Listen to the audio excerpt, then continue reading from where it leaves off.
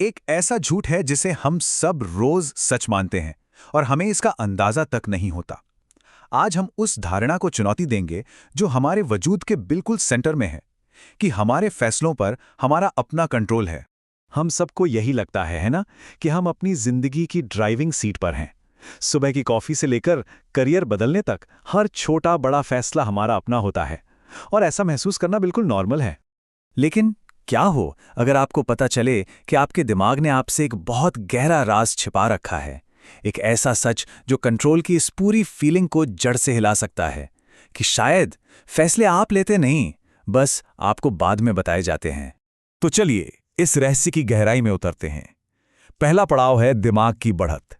यहां हम उस साइंटिफिक खोज की बात करेंगे जो हमारे कंट्रोल के एहसास पर ही सवालिया निशान लगा देती है। बात बिल्कुल सीधी और सिंपल है। आपका दिमाग किसी भी काम को करने की तैयारी तब शुरू कर देता है जब आपको उसके बारे में होश तक नहीं होता, आपके कॉन्शियस अवेयरनेस में आने से बहुत पहले। और अब वो बात जो शायद आपको चौंका देगी। साइंटिस्ट ने ये प्रूव किया है कि ब्रेन स्कैनर्स ये तक बता सकते हैं कि कोई इंसान क्या फैसला लेगा, उनके होश में वो फैसला लेने से पूरे 7 सेकंड पहले। जी हां, 7 सेकंड। आपको तो बस लगता है कि आप कंट्रोल में हैं, लेकिन फैसला तो बहुत पहले ही हो चुका होता है। जैसा कि इस स्टडी के lead neuroscientist John Dylan Haynes खुद कहते हैं, जब तक हमारी चेतना यानी कॉन्शियसनेस जागती है, तब तक ज्यादातर काम पहले ही हो चुका होता है। ये बात इस आइडिया को और पुख्ता करती है कि हमारी चेतना शायद पार्टी में देर से आने वाली मेहमान है। तो सवाल ये उठता है कि साइंटिस्ट्स इस हैरान करने वाले नतीजे पर आखिर पहुंचे कैसे। आइए अब उन एक्सपेरिमेंट्स की कहानी को समझते हैं जिन्होंने इस पूरी बहस को शुरू किया। इस सब की शुरुआत हुई थी 1980s में बेंजामिन लिबेट के कुछ जबरदस्त एक्सपेरिमेंट से। उन्होंने ही सबसे पहले इस पहेली का एक बहुत जरूरी टुकड़ा खोजा था। लिबेट ने एक चीज खोजी जिसे रेडिनेस पोटेंशियल या आरपी कहते हैं। ये कुछ नहीं, बस हमारे दिमाग में होने वाली एक अनकॉन्शियस एक्टिविटी है जो कोई भी एक्शन लेने से ठीक पहले शुरू हो जाती है। इसे ऐसे सोचिए जैसे कोई रनर रेस शुरू होने से पहले ही दौड़ने की पोजीशन ले लेता है। अब स्क्रीन पर जो आप देख रहे हैं वो लिबेट की खोज का दिल है। ये टाइमलाइन देखिए। गौर कीजिए कि कैसे आरपी यानी रेडिनेस पोटेंशियल, डब्ल्यू यानी कॉन्शियस विश या सचेत इच्छा से काफी पहले शुरू हो रहा है।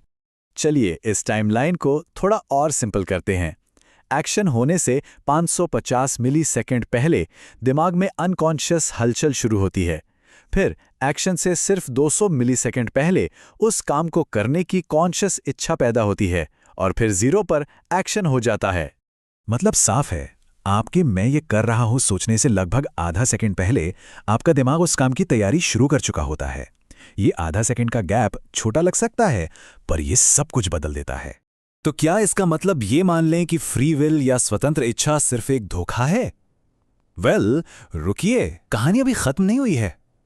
अब कुछ अलग तर्कों और बारीकियों पर भी नजर डालते हैं जो इस तस्वीर को और दिलचस्प बनाते हैं। यही सवाल है जो हर किसी के मन में आता है। सही कहा ना? क्या हमारी आजाद मर्जी का कोई वजूद ही नहीं है?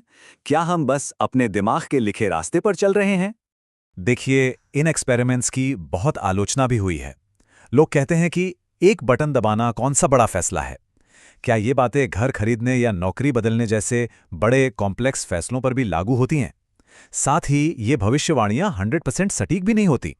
और क्या कोई इंसान सच में बता सकता है कि उसने ठीक किस पल में फैसला लिया? ये सब थोड़ा भरोसे के लायक नहीं लगता। तो फ्री विल के लिए एक उम्मीद की किरण अभी भी बाकी है और इससे कहते हैं कॉन्शियस वीटो, यानी किसी चीज को होश में रहकर ना कहने की ताकत। ये एक बहुत ही इंटरेस्टिंग आइडिया है। तो सबसे जरूरी बात यह है, भले ही हमारा दिमाग किसी काम को करने की इच्छा शुरू करता है, हो सकता है कि हमारी चेतना के पास आखिरी पावर हो उसे मंजूर या नामंजूर करने की।